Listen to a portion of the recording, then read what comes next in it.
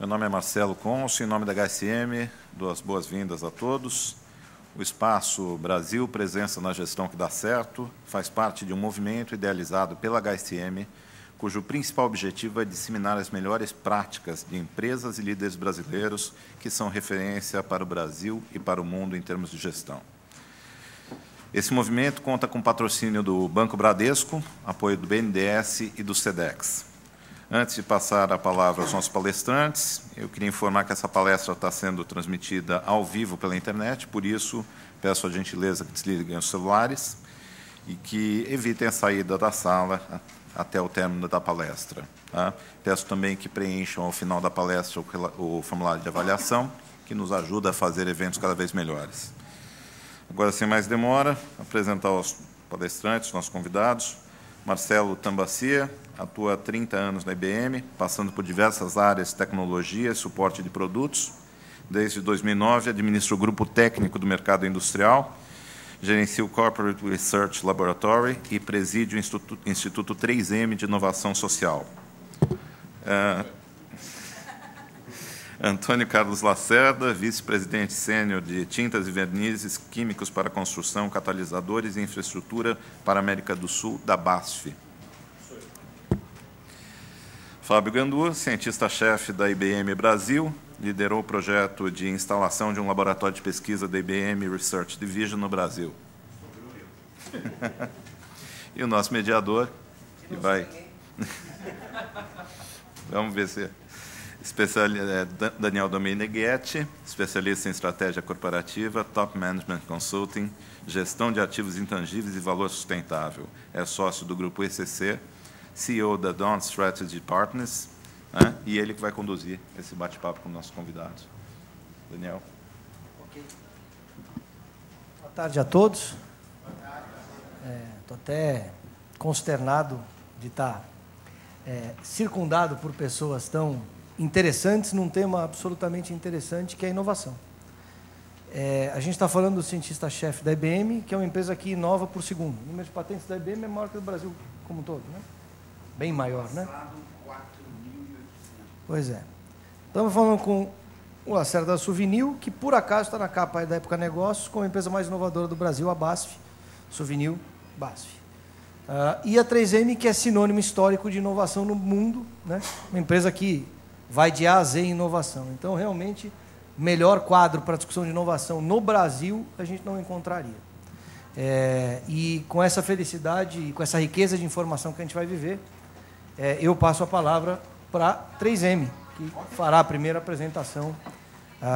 E aí, como tônica de interação, sugiro o seguinte: a gente vê as apresentações, que serão interessantíssimas, e a gente depois constrói um bate-papo. Vocês interrompam quando quiserem, como quiserem, e a gente vai trocando com eles à medida que as coisas forem surgindo.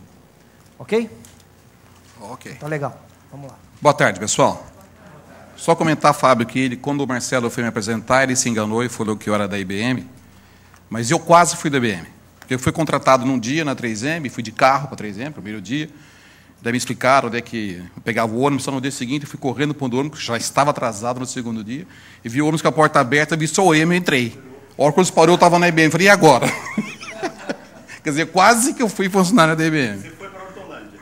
Na realidade, dentro do ônibus estava o Gilberto Teixeira, que é cunhado do meu irmão. O Gilberto falou, o que você está fazendo aqui? Eu falei, nada, e ó, fui. Bem, eu vou apenas contextualizar um pouco do que é a 3M, né? Agora há pouco me perguntaram qual que é o nosso principal concorrente, então a pergunta é, depende, você tem tempo? Não vamos ficar aqui falando horas, porque é tantos mercados que a gente atua, né? Então, quem é a 3M? Ela tem subsidiárias em 65 países, comercializa em mais de 200, nós temos em 80 mil colaboradores, temos mais de 55 mil itens de produtos e estamos com um portfólio de patentes de algo em torno de 50 mil patentes. Tanto quanto a IBM, a 3M, pelo portfólio de patentes que ela tem, se ela vendesse as patentes, dava mais dinheiro do que se ela vendesse as fábricas dela. Então, a 3M hoje é reconhecida como uma empresa, como a IBM, uma empresa de capital intelectual. Tenho certeza que a BASF é a mesma coisa. Em termos de vendas, a 3M nos últimos anos, vocês veem que tem um crescente, né? 2009, 23 é menor que 25,3, mas o designer que fez esse gráfico não se conformou e deixou com uma tendência de crescimento. Nós explicamos para ele, mas não houve acordo. Mas ele acertou. Ficou. Então ficou certo, tá tudo. Não, porque você vê que está... Isso, a tendência continua, né? Quando foi 2009, nós tivemos aqui nosso CEO, que ele comentou com a gente da crise que estava começando, aquela principal, quando quebrou o Lehman Brothers e tal, e ele veio falar para a gente as 3 estratégias que o 3M tinha que fazer para enfrentar a crise. Cada estratégia tinha um nome. A primeira estratégia que era dedicada para a Ásia e América Latina. O nome da estratégia era Here Comes the Sun. A outra estratégia para a Europa chamava-se The Long and Winding Road. E a estratégia para os Estados Unidos, Help. Ou seja, além de ser um bitomaníaco, ele explicou claramente o que é cada país, cada região ia participar. Então, eu vou tentar falar um pouco mais como é que o Brasil, como é que o perfil do funcionário, do brasileiro, da criatividade brasileira, está impactando nisso. Na 3M, ela foi fundada em 1946, pela compra de uma empresa, que ela formou-se uma holding, a 3M, mais 2 empresas, que chamou-se a holding, chamasse Durex, que tinha sido feita para durar, mas essa holding durou só 2 anos, não durou nada, porque daí quebrou. E a 3M fabricou a fita Durex no Brasil por 2 anos, de 46 a final de 48. Depois ela parou de fabricar porque perdeu a marca. E aí todo mundo compra Durex achando que, mas não é, virou seu nome de marca, né? Nós estamos com um pouco próximo de 4 mil funcionários, faturamento de pouco mais de 2 bilhões e a presença em todo o território nacional. Novamente, aqui o designer teve um show, porque Itapetininga não é aqui, mas daí ele falou que a letra não cabia. De Ribeirão Preto está certo, Sumaré também não é aqui, Marinho também não é aqui, mas tudo bem, é a criatividade do design, fica inovação. Bom princípio é aqui e a Leandro é aqui, mas estão sozinhos, mas nós estamos tão bem distantes, dá para colocar certinho no mapa. Né? Quais são os nossos negócios? É por estrutura de negócio. Nós temos o mercado industrial e transporte, que é o principal negócio do Brasil, pelo modelo industrial brasileiro. É o principal no mundo inteiro, mas no Brasil ele é 50% dos negócios da 3M. No mundo inteiro é algo em torno de 30%. Displays em gráficos são desde banners, como aquele que vocês estão vendo ali, e as películas refletivas, que vê em estrada, em caminhão, em capacete de motociclista, etc. Elétricos e comunicação, coisas que vocês não veem, desde os ativos e passivos de telecomunicação até o cabeamento estruturado, fibra ótica e assim vai, e fita isolante, que essas vocês veem. Cuidados com a saúde, mercados dedicados a hospitalar, controle de infecção hospitalar, estetoscópio, food safety, né, que é controle de infecção em alimentos, contaminação de bactérias em alimentos. Consumo em escritório, tem o famoso e não menos popular, que o Fábio tanto gosta, post-it. E serviços de segurança e proteção, que é tudo dedicado a, basicamente, segurança patrimonial, segurança documental e pessoal. Isso posto, falei um pouco da 3M, então vamos falar sobre o que é inovação. Eu, sem pretensão nenhuma, espero que o Rui Cabo jamais veja essa apresentação, que é o meu orientador da Unicamp, sobre inovação. Eu sintetizei um trabalho, um compêndio de economia do Schumpeter em um slide. O que o Schumpeter falava? Que inovação é o motor do sistema capitalista. Que o empresário, ou seja, nós, enquanto estamos numa empresa, somos os empresários, nós somos o agente da inovação. Se a gente não se convencer de que inovação é o que vai trazer resultado, nada acontece. E, segundo, a concorrência é o motor da inovação. Se a gente também não tivesse concorrente, estava todo mundo, teoricamente, deitado em berço esplêndido. Bom, então a inovação, para o nosso modelo, é a aplicação prática da criatividade. Então, criatividade é pensar em coisas novas. Tem um cara aqui, essa história é um fato real, um funcionário 3M, ele tinha gatos na casa dele, e gato americano é igual ao gato brasileiro, solta pelo. Eu pelo ia para a roupa dele, ele embrulhava a mão dele com fita crepe e tirava pelo lá. Ele teve essa ideia de colocar isso em prática. Formou um rolinho lá que vocês veem no supermercado e tal. Então, é pensar em coisa nova. Ou seja, inovação não necessariamente tem que ser complexo. Inovação não tem que ser uma coisa de alto poder tecnológico. Também pode ser, mas não necessariamente. Esse não é um caso deles. Invenção e mostrar que pode ser feito. Colocou-se. Inovação, aí sim, é tornar comercialmente viável e dar retorno a todos. Se isso aqui não existir, parar por aqui é só invenção, é só uma geração de patente, né? Que não é o papel da empresa. Esse é um papel mais da academia, não é o papel da empresa.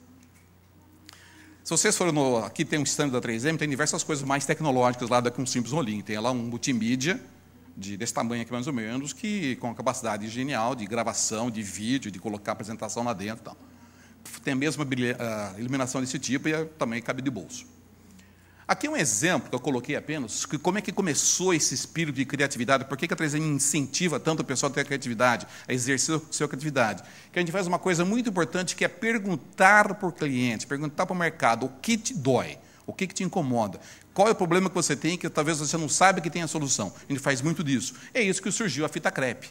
O cara lá não conseguia colar papel, ou ficava colando com goma arábica, aí o cara... O que é fita crepe? A 3M fazia lixa. Fita crepe é uma lixa semi-mineral. Basicamente isso. Então, surgiu assim, em 1920.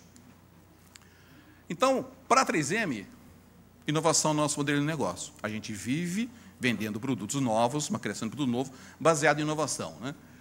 Quais são as estratégias? Nós temos 43 plataformas tecnológicas, que não servem para nada se eu não for ao mercado explicar que eu tenho isso, escutar o que o mercado precisa, que eu tenho que ter atuação em muitos mercados, e nós estamos em muitos mercados mesmo, crescimento através de novos negócios. Eu vi naquela revista da BASF, da Época Negócio, que a BASF tem 84% de rejuvenescimento do produto. A 3M hoje está em 40%, está abaixo da BASF, mas é uma gama de produto que é um pouco diferente, né, do que o Suvinil. Modelo de gestão de inovação que nós apregoamos, a gente organiza de certa maneira para trazer os resultados de maneira mais acelerada.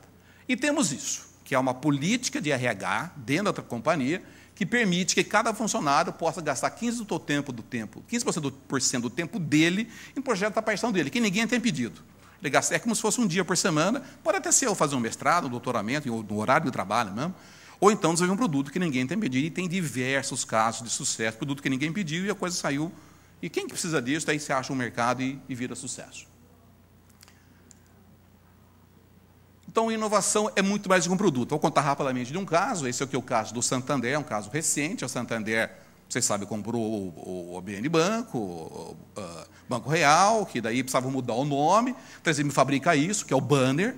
Nós fomos lá, apresentamos o logotipia, o trabalho, o projeto, um projeto de... Era 1.070 agências do Banco Real que tinha que mudar para Santander num específico dia do ano, que era 17 de maio do ano passado, e pronto, o presidente 3M apresentou o projeto, ganhou o projeto, R$2 milhões de banner. Daí o Santander perguntou, ótimo, mas quem que vai instalar? Ela falou, não sei, eu faço banner. E o banco respondeu, também não, eu faço dinheiro, e aí? Não sabemos, e agora? Nós viemos para casa, gente, trucaram a gente. Aí montou-se uma equipe, pegamos um black belt, o cara começou a estruturar da esquerda para a direita. Totem, tem um banner, quem faz o totem, quem foi de trás para frente, até chegar na ponta. Colocou mais um black belt, montou uma equipe, 6 pessoas, coordenaram esses negócios, e daqueles 2 milhões foi para 38 milhões de reais de projeto. 36 milhões de serviço. Olha que miopia. Você não pergunta para o cara, que diz, se ele me dá o desafio, a gente ficava com um projeto de 2 milhões. E o mais interessante, que o projeto terminou. E ficaram 6 caras lá, olhando para a cara do outro. E agora? Agora eles criaram um negócio e estão atrás de novas parcerias e estamos já entrando na área de prestação de serviço. Nós temos o exemplo, que é a rede de conhecimento. Rede de conhecimento nossa, vou explicar como é que funciona, que esse é um caso, o caso do Uno, novo Uno, que foi lançado ano passado, que a FIA nos lançou um desafio que o Bellini queria que os carros fossem customizados. O 3M tem um produto na Itália que customiza a Ferrari. Fabrica 10 por semana. Esse aqui fabrica 1.000, 1.200 por dia. Então, para você sair daqui, espera um pouco, a conversa é outra. Nós fomos lá na Itália, aprendemos um modelo, desenvolvemos um modelo totalmente diferente, bem inovador, para poder encaixar na rota de produção, tanto é que a fábrica da Itália transferiu para o Brasil. Ou seja, teve aqui, novamente, o papel do brasileiro, do papel aquele que tem a cara, que exerce a sua criatividade para enfrentar um desafio e falar assim, não, isso aqui tem jeito, e vai atrás e se resolve. Esse é o nosso modelo principal, que a gente fala de Open Innovation. A 3M está aqui são nossos valores, quem nós somos, a gente tem diferenciação técnica, plataformas tecnológicas, nossas métricas, a cultura, necessidade do cliente, e tem tudo isso aqui, que é a rede externa. O problema que nós estamos enfrentando hoje no Brasil está aqui. Aqui se fala muito bem, vou mostrar em seguida como é que é a nossa rede colaborativa. Mas aqui é o problema, porque a gente não é vertical, 100%. Então, a gente compra muito matéria-prima. E o modelo das empresas brasileiras, que ainda não estão totalmente dedicadas para a inovação, você vai no tentativa de desenvolver um novo fornecedor, é muito complicada, porque o cara não aposta, não vai junto, ele quer um resultado imediato, que falaram agora há pouco na reunião anterior, que todo mundo quer resultado imediato, não pensa a longo prazo, então você começa a patinar. Você não consegue exercer tudo o que você precisa porque você não tem parceiro que te alimente. Eu vejo isso, uma grande montadora fez dentro da 3M um dia de inovação para os fornecedores dele, para entender como é que tem que ser a inovação para que eles, dessa montadora, também pudessem colocar produtos inovadores no mercado. Essa aqui é uma brincadeira que a gente sempre faz, que são nossas plataformas tecnológicas, que viraram uma tabela periódica, e nós acrescentamos mais algumas aqui, que são as redes sociais.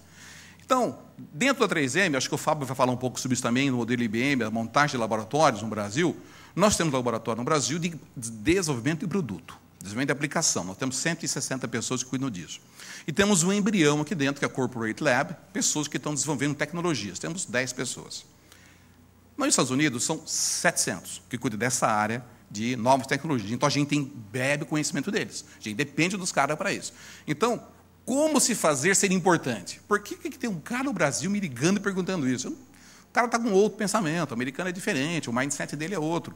Então, a gente montou essa rede de colaboração que todo mundo se conversa. Você quer um assunto, não é uma estrutura, porque o que a empresa pode ser única, né? Não é a estrutura, porque ela pode ser copiada, tampouco sua estratégia, seu produto também pode ser copiado, mas é a sua cultura. São as pessoas, o clima, o ambiente. É esse clima que eu estou falando. Nós montamos essa rede que inovar, aplicar diferentes tecnologias em diferentes mercados. Isso pode ser facilitado se fizermos conexões com outros funcionários. Então, a gente tem uma espécie no Facebook, só para 7 mil não, é bastante gente, né? 7 mil cientistas, eu coloco lá qualquer pergunta e só aquelas pessoas vão responder. É um assunto bastante interessante. Deu uma velocidade muito grande para a gente não fica mais patinando e consegue trazer no Brasil muito mais rapidamente o especialista, aquele que eu quero que venha para cá para ir no meu cliente e discutir com o cara. Isso que chama Spark, nós criamos um nome, chama Spark. Se tem uma pergunta técnica, está em inglês, né? Se tem uma pergunta técnica, se tiver alguma ideia, precisa de alguma opinião, lá. Por exemplo, um cliente aqui pergunta para mim assim, eu preciso colar a boca de peixe num aquário. Eu vou entrar naquele negócio e vou perguntar, quem sabe colar boca de peixe em aquário? Só tem um acordo de cavalheiros, só quem sabe vai responder. Senão eu vou receber 7 mil e-mails, não sei. Então, só quem sabe vai responder. Essa é a maneira da gente acelerar e trazer rapidamente para o Brasil as informações, trazer para esse grupo que está aqui, ávido de conhecimento. Nosso grupo aqui no Brasil, que são 160 pessoas, praticamente aí 80 pessoas, metade é gente muito jovem, geração Y. Então, é uma ansiedade doida. Então, a gente tem que saber dar para esse pessoal informação para eles se desenvolverem. Nossos investimentos que nós temos é 6% global das vendas do Brasil, do mundo inteiro, é em P&D. No Brasil é um pouco menos, o Brasil é um pouco de 4, 4,5%, porque a gente praticamente não desenvolve ainda a tecnologia básica, mas nos Estados Unidos estamos começando com essa célula agora aqui. Somos 7 mil pessoas no mundo, temos 34 laboratórios no mundo inteiro. Como tem um laboratório aqui que está aberto à visitação, é como se fosse um grande shopping center, pode ir lá, falar com as pessoas, conhecer o produto, entrar no laboratório, é a festa. E nós temos a estrutura de gestores para projetos de inovação, todo fundamentado em metodologia Six Sigma. E também com esse Gate de Coopers, que muita empresa conhece. Eu vi na revista, isso é muito parecido com o que a gente tem, né? Nós temos um site de inovação, convido a quem quiser participar. Aqui tem um blog de inovação, se você quiser ser blogueiro, entra lá e pode colocar suas opiniões. E também é um local que as empresas, as pessoas que gostam de mandar ideia, põem ideia, mas a gente avisa. Colocou ideia lá, é público, não é da 3M, é público. Porque esse é um site, não é intranet, é internet, é público. Colocou lá, perdeu a patente. Se o cara tem uma ideia muito inovadora, quer mandar para a 3M, faça a patente. Não sei como é que faz patente, a gente apresenta pessoas que fazem patente. Eu não tenho dinheiro para fazer patente, vai falar com o advogado, vai fazer um contrato de confidencialidade. Por quê? Nós fazemos tantos produtos, pessoas podem vir com uma ideia, uma coisa muito parecida com aquilo que a gente está fazendo. Daqui a pouco eu falo para o cara, não estou interessado, daí ele pega e, daqui a 3 meses eu lanço o produto e ele acha que eu colei dele. Então, para evitar isso, a gente tem que sempre ter um acordo de confidencialidade por trás disso.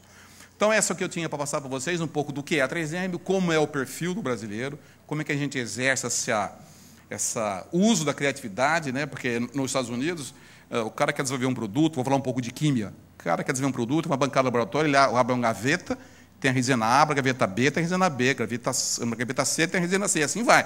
No Brasil, você tem que pegar um telefone e ligar para um cara, é muito mais difícil, muito mais complicado, por causa dessa falta de rede, de estrutura de fornecimento da cadeia inteira, né? Se quer falar de sustentabilidade, você vai na Braskem, que está aqui também, que tem a resina de polietileno vindo da cana-de-açúcar, de polietileno, mas não tem de polipropileno, porque não tem feedstock suficiente. Então, assim, é um crescente.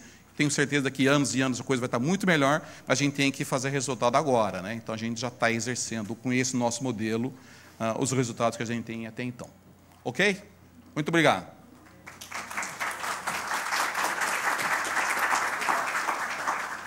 Vamos ouvir o Lacerda da Suvinil, da BASF, fazer a apresentação dele, na sequência como a gente combinou.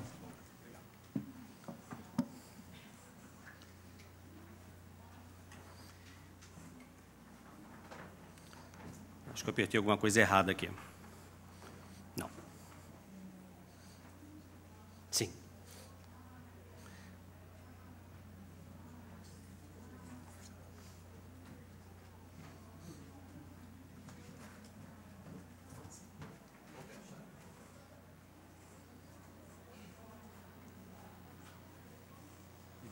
Não. Essa azul aqui. Essa aí.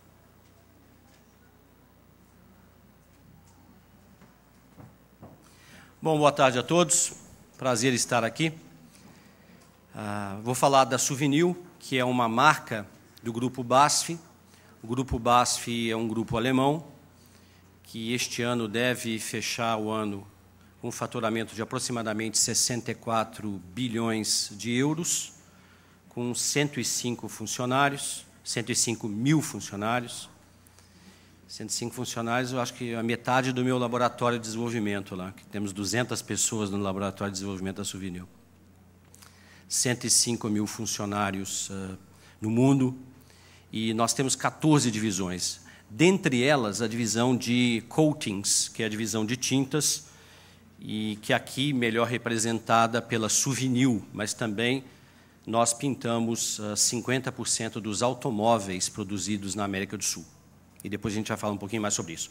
Mas como é que começa a inovação na BASF? E, obviamente, nós temos os nossos processos, nós temos as nossas ferramentas, mas tudo começa com as megatendências. E as megatendências, elas são conhecidas. O crescimento e envelhecimento da população mundial é algo que a gente vive, posso dizer assim. A urbanização é um fenômeno mais do que moderno. Nos últimos anos, houve uma grande evasão do campo em direção às cidades.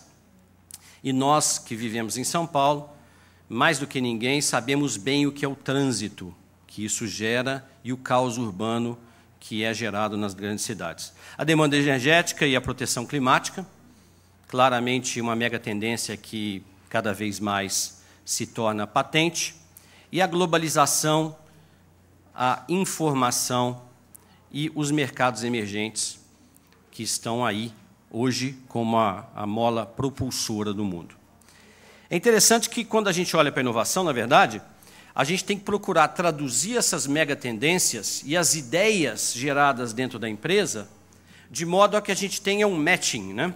De modo a que a gente tenha um encontro das ideias para que elas estejam de acordo com o que a gente imagina como vai ser o mundo daqui a 20, 30 anos. Vocês imaginam como vai ser o carro do futuro? Como vai ser a casa do futuro? Como vai ser, no nosso caso, a parede do futuro e aí a tinta do futuro? Vou dar um exemplo para vocês do carro do futuro. Olhando para as megatendências, novamente. As famílias cada vez com menos filhos ou sem filhos. Envelhecimento da população. Nós sabemos que, em média, as pessoas se deslocam 50 quilômetros ao dia nos grandes centros. Sabemos que o preço da gasolina daqui a alguns anos vai estar muito caro, porque vai ser um recurso escasso. Com isso, o carro do futuro é alguma coisa parecido com o Smart, que tem que nós já vemos nas ruas hoje em dia. Um carro de 2 lugares, mas extremamente confortável, pequeno, só que elétrico. Ele vai ser todo de fibra de carbono, bem leve, e com um painel solar no teto, que ele vai ser, além de energia elétrica, ele vai ser também alimentado pela energia do sol. Menos espaço nas ruas, menos espaços de estacionamento, porque estacionamento é também um problema gerado pela urbanização, e ele vai ter uma autonomia de 70 quilômetros. Esse é o carro do futuro. Agora, vocês podem imaginar a casa do futuro cada vez menor, as paredes cada vez mais finas, mais leves, com um isolamento térmico e acústico, com uma tinta reflexiva, que ajuda a controlar a temperatura, que aumenta a luminosidade. Então, nós temos que, quando pensamos em inovação, a gente tem que olhar lá na frente. A gente tem que estar sempre pensando nisso. Isso é bastante interessante. E a gente fala de inovação, e já foi falado aqui, inovação não necessariamente é inventar. Inovação é fazer alguma coisa que tenha uma aplicação prática extremamente útil. Que seja algo que você fala, puxa vida, que coisa interessante. Existem vários modelos de inovação, mas inovação... Nós trabalhamos numa empresa química. Tá certo, mas a tabela periódica está lá, gente. É difícil inventar outro elemento químico. É possível, mas é difícil. Eu trabalhei muito na área de nutrição e não dá para inventar outra vitamina, né?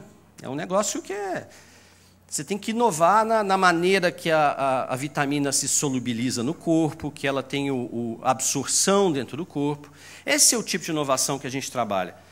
E não se focar na inovação como uma criação, algo novo e maravilhoso. Talvez este quadro aqui seja um dos quadros ou um dos charts mais importantes dessa apresentação. Porque quando eu falo de inovação, eu garanto que meus dois colegas, o meu colega que já falou, a 3M também, da IBM, nós todos temos as ferramentas. As ferramentas, elas são disponíveis num grau talvez menor ou maior, mas elas estão disponíveis. Mas o mindset de inovação, a vontade de inovar, a cultura de inovar, isso é que faz a diferença. E eu gostei muito do que você disse, que a concorrência sim é um propulsor da inovação, porque e é de fato. Só que a organização tem que ser o maior propulsor dessa inovação, deste processo. E o papel do líder é altamente fundamental. O líder tem que ser o espelho da inovação. Porque a gente fala muito de diversidade, e todo mundo fala de diversidade, fala o quê? Homem e mulher, pessoas de cor, mas, na verdade, a diversidade de pensamento é a mais importante. E aí a gente fala de inclusão, porque não adianta você colocar diversidade dentro da empresa se você não aceita a diversidade, se você não inclui. Se a ideia não é bem aceita, se ela virar uma chacota, se ela virar uma piada, a gente tem que aceitar a inovação na empresa. Isso é muito importante para nós também. Deixa eu ver, eu acho que... Só para falar um pouquinho da Suvinil, e vou dar alguns exemplos para vocês aqui. É a marca líder de tintas decorativas no Brasil, com 30% de participação. É a marca mais lembrada, pela 9ª vez, pelo Instituto Datafolha, com mais de 30% dos votos, isso unaided.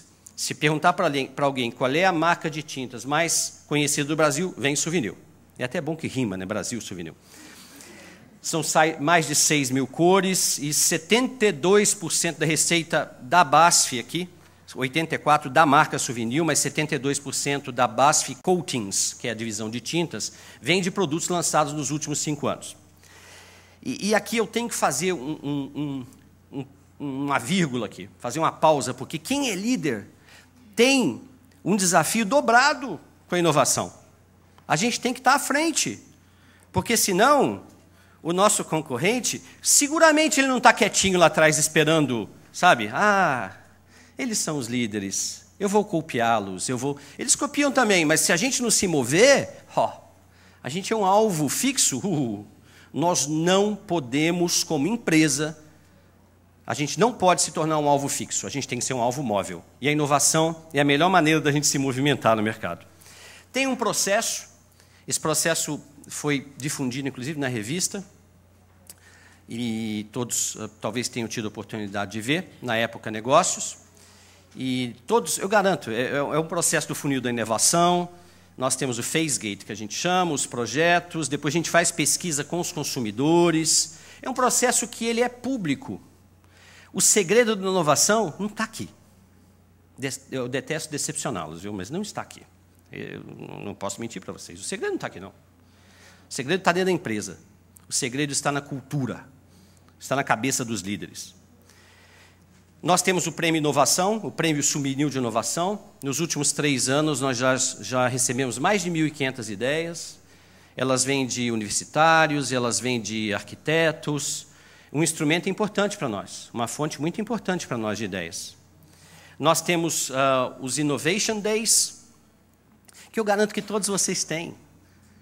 Com clientes, com pintores, nós temos com fornecedores, que são, sim, uma fonte muito importante, inclusive a própria BASF, porque como nós somos 14 divisões, nós temos clientes dentro da BASF.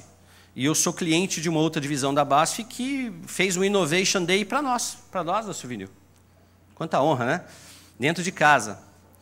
Mas é muito importante esse Innovation Day, a gente chama outras empresas para aprender com elas, porque inovação se aprende. Eu acho que todo dia a gente inova, aprendendo. E um exemplo de um produto que nós lançamos agora, este ano, é o Souvenir Antibactéria. Ele foi engavetado há 5 anos atrás. Surgiu essa ideia e, na época, jogaram na gaveta. Não, esse produto não é bom. E nós, há 2 anos atrás, tiramos a poeira do projeto, retomamos o projeto e hoje é um sucesso absoluto de vendas. É um produto que você aplica na parede, ele elimina 99% das bactérias por durante 2 anos, mesmo sendo lavado. Está vendendo igual pão quente. Mas há 5 anos, quem inova também erra, a gente colocou na gaveta. Aliás, inovar e errar até tem um sinônimo interessante que a gente pode conversar depois. E só 30 segundinhos, mostrar para vocês o som. Bom, o som não funcionou, mas esse é um comercial de TV que tivemos de 30 segundos. E independente do som ou não, porque ali, afinal de contas, não tem som, o mais interessante é a linguagem, a comunicação que nós tivemos. Nós não fizemos um comercial de TV que falava Souvenir, antibactéria, 99% menos de bactérias nas paredes. A gente associou, a nossa comunicação foi uma comunicação de associação com o público-alvo. Crianças, quarto de crianças, gestantes. A gente não está vendendo isso para hospital. Não. Nem para cozinhas. A gente está vendendo para casa das pessoas que têm alergia, para regiões que têm mais propensão. Não tem problema, gente. Não é o fim do mundo, ainda. Ainda.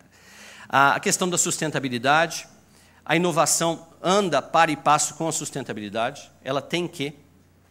Um exemplo disso é que a gente está utilizando resinas que elas vêm das garrafas PET. Nós já tiramos milhares de garrafas PET do ambiente, transformando essas garrafas PET em resinas. Isso também é inovação. Existem inovações de processo. Inovação também não é só lançar um produto novo, tem inovação dentro da sua fábrica, de você melhorar o processo, reduzir o consumo de água, reduzir o resíduo gerado por tonelada de tinta produzida, reduzir o consumo de energia elétrica por tonelada de tinta produzida. Isso tudo é inovação também. Já recebemos vários prêmios, tanto como o maior deles, eu diria, que foi a empresa mais inovadora do Brasil, e todo mundo acha que a Souvenir é uma empresa. Então, a Souvenir foi eleita a empresa mais inovadora do Brasil, mas, na verdade, nós somos... eu sou responsável pela Souvenir, mas nós somos BASF. Eu sou também vice-presidente sênior da BASF, responsável pela Souvenir. Então, é por isso que a BASF estava lá e apareceu na capa, apareceu toda a equipe, mas quem ganhou foi a Souvenir. É uma confusão que todos fazem, mas a Souvenir é a marca da BASF que está mais próxima dos clientes e talvez seja por isso que todos conheçam a Souvenir e conhecem muito pouco a BASF. E só para provocar, eu sempre termino as apresentações de inovação com essa figura, porque inovar é transgredir, sim. É você errar, é você pensar diferente, é você inventar. Às vezes uma garrafa de vinho ajuda, ou cerveja, quem precisar, como catalisador, já que eu estou na área química, né? Como um catalisador. Mas isso tudo faz com que as pessoas sejam mais criativas. Mas eu vou terminar repetindo algo que eu disse no meio da apresentação. não são os processos de inovação que fazem com que a empresa seja mais ou menos inovadora. É a cultura de inovação, e o papel do líder é absolutamente fundamental para que a empresa seja, de fato, uma empresa inovadora. Aceitar a ideia, aceitar a diversidade, inclusão, isso é mais importante que qualquer outra coisa.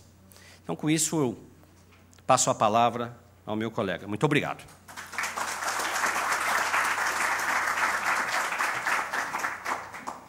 Não menos interessante, a gente vai ouvir o Fábio da IBM agora, que vai passar a visão da IBM acerca da inovação, e depois a gente começa o nosso bate-papo.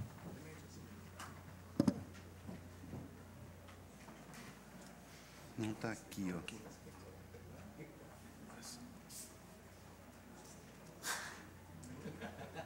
Cara, apertei tudo quanto é botão certinho, né? Boa tarde a todos. É um prazer estar com vocês. Eu gostaria de agradecer a HSM, a organização desse evento, por ter me convidado para participar desse fórum de inovação, e principalmente os nossos patrocinadores, Bradesco, BNDES, Governo Federal e SEDEX. Esses caras precisam inovar. Muito mais, talvez, do que eles mesmo pensem. E, na realidade, desde ontem, eu tenho notado algumas coisas, assistindo atentamente esse encontro de altíssimo nível, como é tradição já criada pela HSM. Então, eu cheguei à conclusão que a gente passa por um momento muito desafiador. E esse desafio é por conta de uma dificuldade. É a dificuldade de encontrar uma fórmula adequada de discurso para a comunicação de conteúdo. O que a gente tem aqui é um exercício permanente de comunicação de conteúdo. Acontece que, na minha modesta opinião, as fórmulas que eu assisti estão um pouquinho esgotadas já. Então, seria preciso tentar criar uma fórmula que não fosse muito assertiva para não ser professoral. Não parecesse uma pregação religiosa. Tá? Que a gente vê algumas palestras em que eu tenho a impressão que o palestrante vai dizer "Say Amen", "Follow me", "Say Amen", e no final ele termina com "God bless you". Tá certo? Com alguns aleluias no caminho. E com vários aleluias no caminho. Então, uma pregação, uma apresentação que não tenha necessariamente que ser dita em inglês. E aí eu gostaria de alertá-los que nem tudo que é dito em inglês é verdade. E muito menos tudo que é impresso em inglês é verdade. E muito menos ainda, tudo que é impresso por um computador é verdade. Tá? Não deixem o senso crítico de vocês ficar nublado pelo idioma da terra de Marlboro. Tá certo? E, por último, uma entrega de conteúdo eficaz sem que o palestrante se chame Narang Subramanian, tá? E use turbante. Então, com isso, eu vim aqui ontem e assisti, né, às apresentações para sentir o terreno onde eu ia pisar.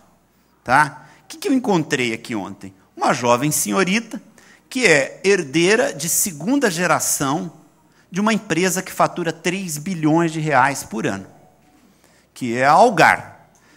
A palestra era sobre governança corporativa, eu vim aqui, sentei, e eu cheguei a uma conclusão assim, bem interessante. Uma pessoa que é herdeira de segunda geração de uma empresa que fatura 3 bilhões de reais por ano, ela não precisava falar nada, ela podia chegar aqui e ficar quietinha 20 minutos, né? Só para a gente olhar como é uma pessoa, né, que é herdeira de tamanha fortuna.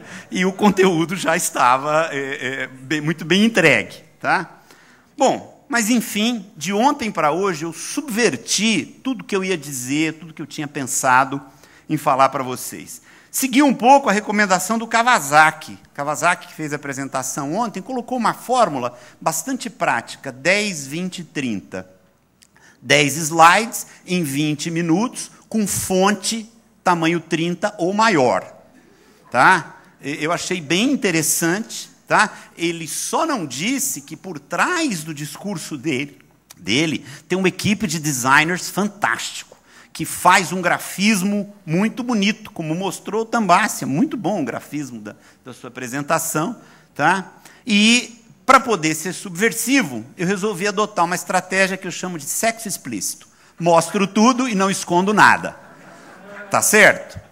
E eu vou mostrar tudo na história da criação do laboratório recém-anunciado pela IBM no Brasil. Existe um componente aí voltado para patentes, que o Daniel levantou no início, o Tambassi também se referiu a ele, mas eu vou deixar isso aí, que é o método de monetização da inovação. Como transformar a inovação em dinheiro para o momento da discussão. Tá ok? Bom, então, eu vou começar pelo fim. Quando uma notícia aparece no jornal, IBM anuncia a criação de um laboratório de pesquisa no Brasil, a impressão que dá é que foi só jogar para cima, caiu tudo em pé. Não, pessoal, não é assim. Tá? Então, eu, tentando não ser assertivo, não fazendo uma pregação religiosa, falando em português e com o meu nomezinho quase tupiniquim, tá? Vou dividir com vocês a história prática da construção que resultou nesse laboratório. Tá ok? Meu primeiro desafio, eu tinha que vender Brasil para gringo. Tá? E eu não consigo ficar parado aqui no pódio. Eu vou sair daqui um pouco. Eu não sei se vocês têm um microfone de mão. Tem, né? Aqui na mesa. Esse. Puxa vida, como eu sou feliz. Eu estava assim, quase entrando em convulsão ali. É o seguinte, a gente tinha que encontrar uma maneira de educar os americanos sobre esse novo Brasil. E é curioso que a gente até, nós brasileiros, aprendemos algumas coisas. Por exemplo, o Brasil tem 22% da terra arável do planeta. É muito. É muito. E desses 22, apenas 17 é cultivado. E desses 17, menos de 1% é cultivado para a extração de biofuels, combustível biológico. Por que eu escrevi isso aqui? Você tem ideia? Porque, na época, surgia uma discussão, por conta do lobby da indústria de petróleo, dizendo que o Brasil estava desperdiçando o seu terreno arável, plantando cana-de-açúcar por tudo quanto é lugar. Tá? Então, o corpinho envelhecido aqui teve que reagir com catilogência. Catilogência é um negócio altamente inovador, 2/3 de catimba e 1/3 de inteligência. Tá? Para mandar uma mensagem subliminar para dizer, alô, alô, você aí, não é nada disso. Tá? Bom, outras coisas do tipo, o Brasil é o terceiro país do mundo em número de telefones celulares. Esse número, 138 milhões, já está completamente ultrapassado, já passou de 200. Tá? O Brasil é o terceiro em consumo de cosméticos e o quarto em consumo de chocolate. Tá ok? Então, a gente fez um resumo aqui do que é esse novo Brasil, tá? Num único slide, tá certo? Para que os americanos pudessem comprar essa ideia. Depois, tá? Esse slide está em inglês a propósito, nós tínhamos que mostrar que o ecossistema acadêmico sustenta a existência de um laboratório, porque é esse ecossistema que gera a matéria-prima da instalação do laboratório. Qual é a principal matéria-prima para fazer um laboratório funcionar, na sua opinião? Principal matéria-prima para fazer um laboratório funcionar? Cientistas, e eu vou ser mais específico, neurônios, e neurônios de boa qualidade. Puxa vida, como eu estou feliz de ouvir essa resposta de vocês. Vocês têm uma visão moderna do que é um laboratório. A visão antiga é que um laboratório é um local cheio de luzinha piscando, com umas aguinhas coloridas que se misturam, soltam fumaça, não é nada disso. Tanto é que, quando me perguntam onde vai funcionar o laboratório da IBM, eu digo que vai funcionar na cabeça dos cientistas. Depois a gente escolhe onde a gente vai acomodá-los. Então, aqui eu pus uma coisa também para convencer os meus executivos americanos, muito típica de uma forma de raciocinar americana, baseada em estatística. E a fonte que eu usei é uma fonte altamente confiável, Webometrics Ranking of World Universities, que diz aqui, por exemplo, que a UFRJ, no Rio de Janeiro, é classificada, segundo o Webometrics, no 299º lugar do mundo, na frente da Universidade de Torino. Eu não tenho a menor ideia de what porra is that, mas está na frente de Torino. Tá certo? Então, é esse tipo de argumento que a gente tinha que considerar. Aí, depois, tá? Eu tive que aproveitar uma maré, tá? E todo esse eu tive que, foi um movimento durante 6 anos. Fala, querida. O Webometrics, anunciado o ano passado, 2010, entre 2007 e 2008. Tá? Mas essa estatística se renova todo ano. Se você entrar lá na internet, você encontra. Tá? Essa apresentação é uma apresentação que eu faço questão de não atualizar, porque ela é um relato de um momento. Então, esse relato tem que ser fiel àquele momento. O número de celulares eu sei que já aumentou, mas não faz sentido eu atualizar ali. É o snapshot daquele momento. Bom, então, tive que me beneficiar de algumas decisões internas existentes na Research Division. Tá? É aquela de garrincha, você finge que vai para lá, o adversário vai para cá, você volta também. Então, eu fiquei olhando, quando eles disseram, bom, nós vamos nos globalizar.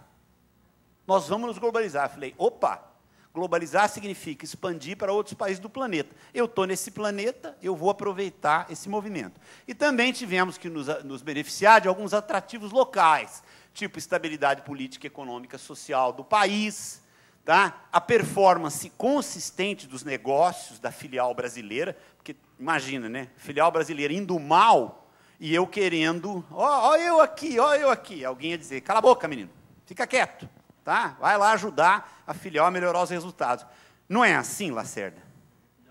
Não! Né? É bem assim, a gente tem que estar em linha, tá? E aí ter um senso de urgência e oportunidade, que o momento é correto e o tempo é agora. Bom, Research Division tem uma série de disciplinas. Ciências comportamentais, química, computational sciences, engenharia, ciências de materiais, matemática, física e eu estou numa fase da minha vida profissional que eu não corro mais, eu não posso mais estar aí em busca do meu primeiro amor. Eu estou querendo o último. Tá? Então, eu não tinha margem de erro, eu não podia errar. Aí, o que eu fiz? Eu disse, eu vou adotar uma estratégia, eu vou prototipar tudo, porque o protótipo é a garantia do acerto. Você prototipa pequeno, se dá um errinho, você dá uma corrigida, se o errinho é muito grande, você põe uma pá de cal por cima, ele não vai para o ventilador, não vira uma coisa assim, né? Então, eu resolvi prototipar tudo. De que maneira? Eu peguei essa área de Service Sciences, Management Engineering, ciência de serviço. Serviço é um componente muito importante na economia global, e criei um núcleo de pesquisa em serviços. Nesta disciplina já existe um núcleo atuando no Brasil. Então, eu prototipei. E o protótipo, desculpe, é um pouco de falta de modéstia, mas ficou tão bom, tá? Que quando eu disse que eu ia destruir o protótipo para poder entrar no modelo final, a filial brasileira falou, mas nem morto. Esse protótipo vai continuar. Ele acabou sendo um pilar do laboratório, do projeto final. Tá? Bom, a divisão de pesquisa, naquelas disciplinas que vocês viram antes, ela é essa pontinha aqui, ó, tá? Da força de trabalho total da IBM. Tá? Mas essa pontinha é responsável por 4.914 patentes em 2009, 2010 caiu um pouquinho para 4.800, mas ainda manteve o primeiro lugar do USPTO. Aqui no Brasil, nós deveremos ter 100 pesquisadores, 0,5% da população geral, e um estudo de impacto com uma métrica matemática, tá? Muito bem definida, mostra que esses 100 pesquisadores vão ter um impacto em rede em outros 1.000 compatriotas que se dedicam à área de pesquisa neste exótico país tropical chamado Brasil. Bom, a agenda é focada nesses 4 pilares. Recursos naturais com ênfase em óleo e gás, por causa do pré-sal. Sistemas humanos com ênfase em mega-eventos, por conta de Copa do Mundo e Olimpíada. Microeletrônica com ênfase em semicondutores e empacotamento, porque o Brasil tem um desequilíbrio na balança comercial, o governo nos pediu muito para fazer isso. Depois, se alguém quiser detalhe, eu explico o que nós vamos fazer aqui. Não vamos construir fábrica de chip, não. Tá? Isso aí é um negócio bom para Taiwan, Singapura, tá certo? Indonésia, Malásia, aquele lado de lá. E ciência de serviço. E ciência de serviço é aquele protótipo que estava aqui, ó, que eu pretendia desmontar, mas que não consegui. Ele sobreviveu. Para o ano que vem, talvez a gente até construa um 5º pilar nessa história, que estará sob a minha responsabilidade na área de computação de alto desempenho. Tudo isso perfeitamente alinhado com as necessidades nacionais e a agenda estratégica da IBM Mundial, representada nesse logo que sustenta a mensagem de Smarter Planet, planeta mais inteligente. Bom, tivemos um momento de se relacionar com as entidades oficiais, tá? O governo brasileiro, em várias esferas, mas principalmente na esfera federal, listadas aqui. E isso aqui era uma coisa meio assim, desorganizada. Temos que reconhecer que o governo brasileiro deu um show, tá, de organização ao aceitar a nossa sugestão para recompor esse quadro. O governo criou uma sala, chamada Sala de Inovação, coordenada pelo BNDES e pelo Ministério da Ciência e Tecnologia, e o relacionamento com essa sala de inovação imaginava que em 90 dias a gente estaria tendo um projeto pronto e aprovado, tá, com um razoável grau de participação do governo, principalmente através de concorrências, editais da FINEP, etc. Não pedimos nenhuma mudança no arcabouço legal, senão a gente estaria esperando até hoje. Tá? E o fato é que, em 81 dias, a gente atingiu esse objetivo aqui, através dessa sala de inovação. Foi uma coisa bem interessante, mas ela não começou bem, não. Começou meio desequilibrada, tivemos que trabalhar muito, nossa área de relações com o governo atuou muito bem, e hoje a gente tem um canal de comunicação muito eficaz, muito permeável.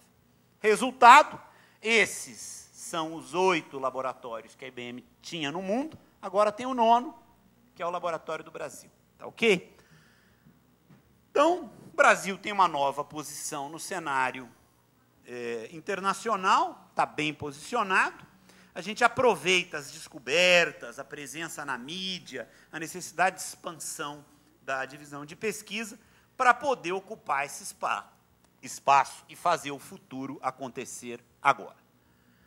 Eu vou agora citar alguns tópicos de realidade de bastidores, tá certo? E encerro por aqui. Primeiro, essa ideia nasceu na minha cabeça, e por isso que eu adquiri o título de cientista-chefe para poder desenvolver a ideia. Entre o desenvolvimento da ideia, que se transformou em visão, a visão virou projeto, o tempo médio foi de 6 anos. Na realidade, foi um pouco mais, nós vamos ficar com 6 anos. Antes disso, eu trabalhei muito na clandestinidade, então não conta. Tá? Mas 6 anos trabalhando oficialmente como cientista-chefe.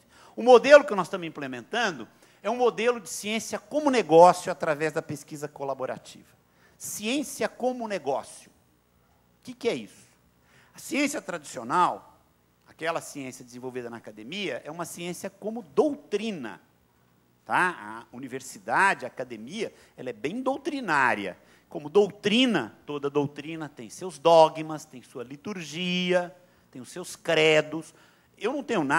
Nós não temos nada contra essa ciência doutrinária, mas ela não serve para a empresa. Na empresa, é preciso praticar uma ciência cujos resultados sejam orientados aos objetivos de negócio da empresa. E o B de IBM não é de benemerência, é de business. Tá certo? Então, é um modelo de ciência como negócio através de pesquisa colaborativa. Tarefa mais trabalhosa e demorada, por incrível que pareça, foi chegar naqueles 4 pilares. Nós ficamos entre 8 e 10 meses estudando uma quantidade imensa de variáveis presentes, passadas e eventualmente futuras, para chegar à conclusão que aqueles 4 pilares, tá? Recursos naturais, sistemas humanos, microeletrônica e ciência de serviços, né, eram os pilares adequados. Essa lista de 4 pilares chegou a ter 32 pilares. Então, a gente, né, no início, fica eufórico, você quer ferver o Oceano Atlântico. Bom, então a evolução no processo corporativo me fez criar uma metáfora. É a metáfora do menininho na porta do barraco. O americano não entende isso de jeito nenhum, mas vocês vão entender. É assim, enquanto esse projeto era um menininho bonitinho na porta do barraco, com a camisinha surrada do Flamengo, tá? E uma bolinha de meia embaixo do braço, todo mundo passava e dizia, nossa, que menininho bonitinho. Mas ninguém era padrinho, ninguém era patrono, ninguém era protetor do menininho. Só que, de repente, o menininho começa a bater um bolão. Entendeu? Na ponta esquerda. E, nessa hora, chove de padrinho, protetor, patrono, padrasto, né? E eu tenho certeza que na 3M não acontece nada disso, é totalmente diferente. Ah, tá certo. Então, essa é a metáfora. Hoje tem um bando de gente aí que se apropriou da paternidade. Principal insumo de produção, neurônios de excelente qualidade, como vocês bem identificaram. Uma pergunta insistente, onde vai ser o laboratório? Por enquanto, o laboratório já está sendo na cabeça dos pesquisadores. Nós já contratamos 14 pessoas em São Paulo e 11 no Rio, com o risco de falar besteira, porque tem alguns casos em andamento. Já repatriamos 5 cientistas brasileiros que estavam fora. Yes! Tá? A gente está competitivo. A gente está competitivo em atração, a gente está competitivo em salário, a gente está competitivo em desafio. Então, você vai, explica para os caras falam, eu quero voltar, sim. Tá? Um pouco é a saudade da caipirinha, mas eles voltam. Tá? Então, a gente está repatriando essas pessoas. Tá? Vai acontecer como foi planejado? Ô, pessoal, claro que não. Claro que não. Já tem um bando de coisa, entendeu? Que está acontecendo, passando por cima do meu futuro cadáver. Tá ok? Mas é legal, é bacana, é bom. E temos um medidor, ou mais de um medidor, medidores de maturidade e sucesso que nos encaminha para o futuro. São medidores muito cruéis, muito rigorosos. Tá?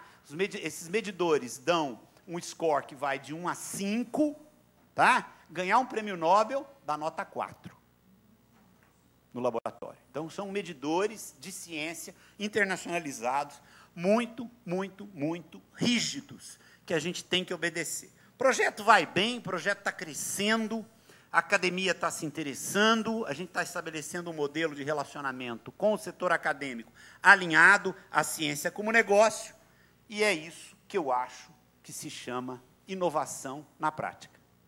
Obrigado.